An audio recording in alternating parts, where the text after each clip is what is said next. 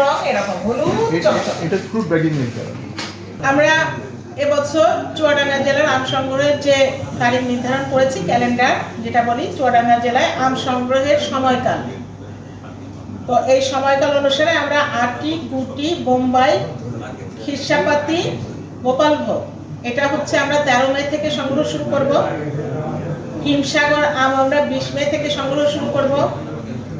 ল্যাংড়া 25 মে থেকে, আম্রপালি 5 জুন, ফজলি 15 June, হাড়িভাঙা 20 June, banana 22 June, আশ্বিনা আর বাড়ি 4 এটা হচ্ছে 30 জুন, কাটিমন 5 জুলাই, গৌরমতি বা বাড়ি আম 12 এটা হচ্ছে 31 জুলাই।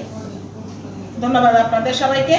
আচ্ছা, এই ক্যালেন্ডারের ব্যত্যয় যদি কোনো ব্যবসায়ী করে কি ব্যবস্থা নেবেন? আর আরেকটু বিষয় আছে, এই সময়সূচি অনুসারে অবশ্যই আম সংগ্রহ করতে হবে।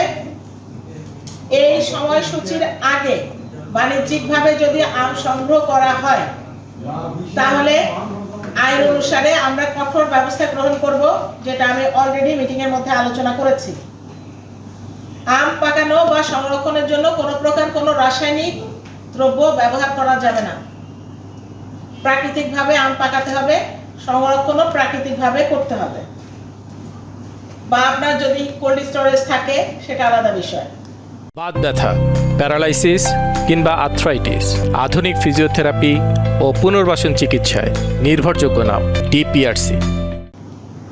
অবৈধ প্রক্রিয়ায় আম পাকানো হলে বা পাকানোর উদ্দেশ্যে মজুত করা হলে ভোক্তা অধিকার সংরক্ষণ আইন এবং নিরাপদ খাদ্য আইন অনুসারে আমরা ব্যবস্থা গ্রহণ করব। আমি বারবার আপনাদেরকে অনুরোধ করছি, আমরা যে দিনগুলি আমরা নির্ধারণ করেছি, যে ডেট, এই ডেটের আগে কোনো ক্রমেই আপনারা এই আমগুলো সংগ্রহ করবেন না এবং কোনো প্রকার অবৈধ কেমিক্যাল ব্যবহার করে বা কোনো ধরনের কেমিক্যাল, অবৈধ বৈধ বলতে তো ফলের জন্য কোনো কেমিক্যাল আসলে নাই, আছে, তবে সেটা আমাদের দেশে আমাদের যে পরিমাণ দিয়ে এক একটা ফল পাকাতে হয় সেই যে কার্যক্রম সেটা আমাদের দেশে সায়েন্টিফিক ওয়েতে যেহেতু আমাদের এখন পর্যন্ত সেভাবে চালু হয়নি, এই জন্য আমরা প্রকৃতির উপরে নির্ভরশীল। আমরা রাসায়নিক দ্রব্য দিয়ে আমরা এখনো কোনো প্রকার ফল পাকানোতে যাই না, এই কারণেই যে রাসায়নিক কোনো দ্রব্য দিয়ে কোনো আম পাকানো বা সংরক্ষণ করা যাবে না।